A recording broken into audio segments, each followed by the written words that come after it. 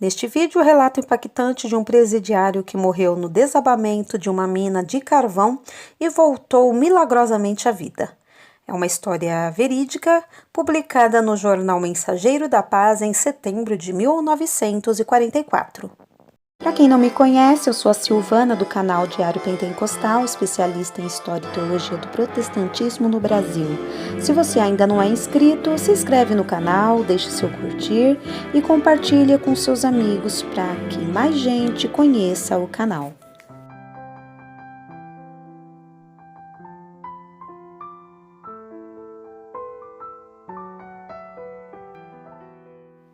Um dos casos mais interessantes de ressurreição que se tem conhecimento, não sabemos se é possível incluí-lo na catalécia, é o de George Lennox, um famoso ladrão de cavalos no condado de Jefferson, por cujo motivo purgava o segundo crime de encarceramento pelo mesmo delito. Durante o inverno, começou a trabalhar nas minas de carvão. Certo dia, ao iniciar o trabalho no lugar em que lhe fora designado, pareceu-lhe ser um lugar perigoso e, por esse motivo, pediu ao policial encarregado da guarda que examinasse o local. A pessoa encarregada do exame declarou que não havia perigo imediato nem sinal de desabamento. Assim sendo, ordenaram a Lennox que continuasse a trabalhar. Tendo que obedecer, o presidiário continuou a trabalhar. Não havia passado 1 hora quando o teto desabou e sepultou durante horas George Lennox. Havendo o preso faltado à hora do almoço, foram procurá-lo e o encontraram soterrado pelas pedras e carvão, mas notaram que não tinha mais vida e foi declarado morto. O corpo foi levado ao hospital e vestido para ser sepultado. O ministro oficiou os últimos ritos para então sepultar Lennox. Ordenaram a 2 reclusos que o levassem através de uma sala até onde estava o caixão. Um segurava pela cabeça, outro pelos pés. No trajeto, um deles tropeçou em uma escarradeira e o corpo do morto caiu pesadamente ao solo. Para a surpresa de todos os presentes, ouviu-se um profundo gemido que saía dos lábios do cadáver. A seguir, abriu os olhos e a aparência da vida se tornou realidade. Chamaram um médico com urgência, mas quando este chegou, o que estava morto já tinha pedido água para beber. Despiram-lhe a roupa do enterro e vestiram-lhe a roupa do prisioneiro. Quando o examinaram, encontraram-lhe as 2 pernas fraturadas em 2 lugares e vários ferimentos menores. Estava no hospital durante 6 meses e por fim voltou ao trabalho. Por intermédio de um mineiro que sabia do caso, fui inteirado desse fato estranho. Fiquei cheio de curiosidade e desejei travar relações com Lennox para ouvir a história contada por seus próprios lábios. Durante muitos meses esperei e, por fim, a oportunidade chegou. Aconteceu que fui transferido das minas de carvão para o escritório da prisão a fim de fazer uma estatística anual. O assunto acerca daquele que estivera morto e agora estava vivo fora discutido certo dia quando ele passava pela porta do escritório e, como tal, o apontaram. Não perdi tempo. Entreguei-lhe um bilhete convidando-o a chegar ao escritório. Quando Jorge chegou, disse-lhe o que desejava e ouvi de seus lábios esta formosa história. E jovem ainda, não contando mais de 30 anos. Não é um criminoso endurecido, mas possui brilhante educação. A parte mais interessante de sua história foi durante o tempo que esteve morto. Sendo eu repórter de um jornal, taquigrafei, segundo me ditou, e eis aqui sua história. Naquela manhã, tive um pressentimento de que algo terrível sucederia. Estava tão inquieto que comuniquei ao chefe da mina o que sentia e pedi-lhe que examinasse o local. Atendendo ao meu pedido, fez um exame minucioso, não encontrando vestígios de perigo e ordenou-me que continuasse a trabalhar, pensando talvez que eu agia de má fé. Voltei ao meu lugar e trabalhei durante 1 hora, e repentinamente senti que horrível obscuridade me envolvia completamente. Pareceu-me que uma porta de ferro se abriu para dar-me a passagem. O pensamento de que estava morto e em outro mundo veio-me logo à mente. Não podia ouvir nenhum ruído. Por alguma causa desconhecida, senti que caminhava em direção à porta e, havendo andado alguma distância, cheguei às margens de um rio muito largo. Ali havia tanta luz como em uma noite estrelada. Não havia permanecido muito tempo às margens do rio e eis que ouvi um som como o som produzido pelos remos dentro d'água. De repente, uma pessoa dirigiu-se para mim, remando até onde eu estava parado, mas sem falar. Olhou-me por um momento, dizendo-me que tinha vindo para buscar-me, e ordenou que subisse no barco a fim de passar ao outro lado, no que obedeci. Não trocamos palavra.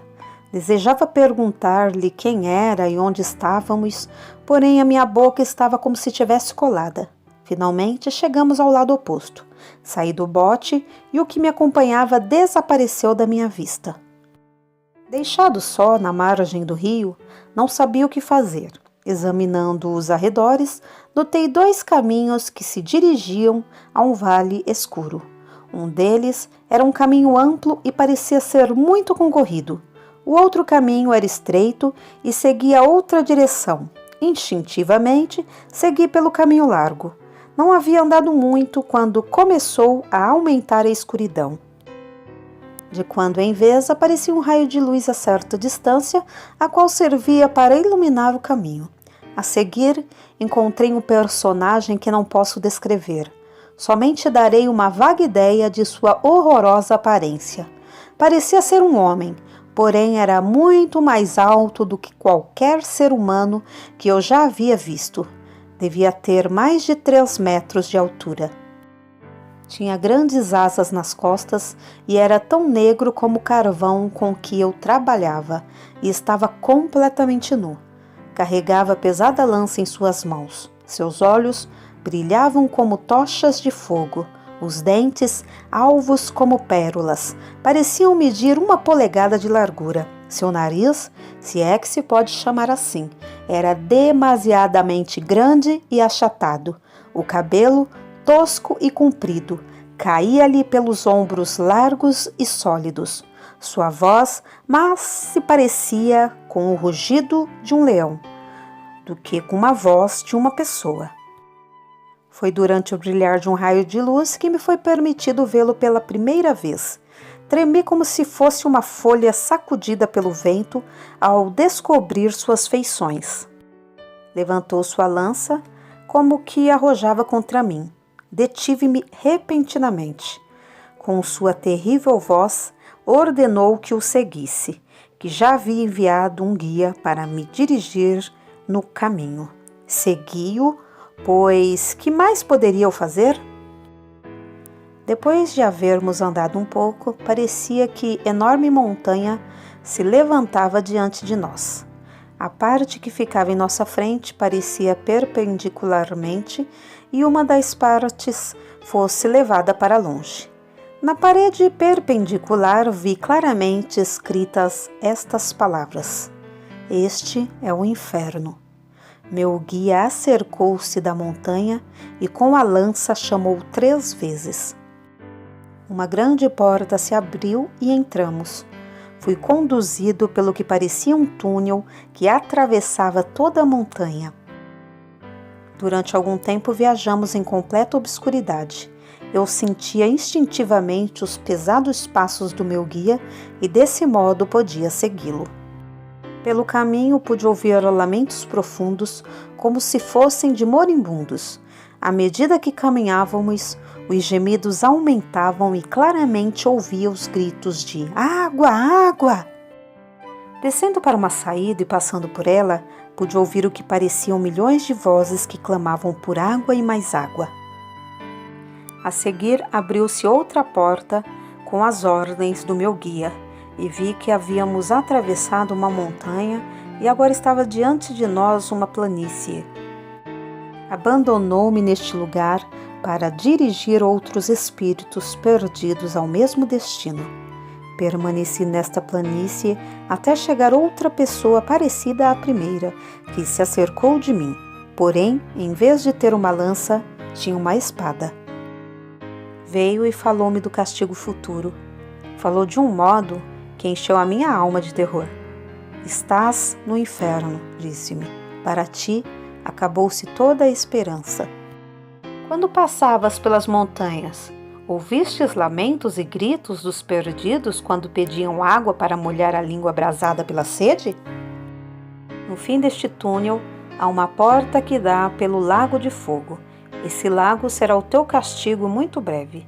Antes de seres conduzidos a esse lugar de tormento para jamais de lá sair, permitimos-te que permaneça nesta planície, coisa que se concede a todos os perdidos, para que contemplem o que eles deviam ter alcançado e gozado em lugar do que lhes está reservado e terão que sofrer.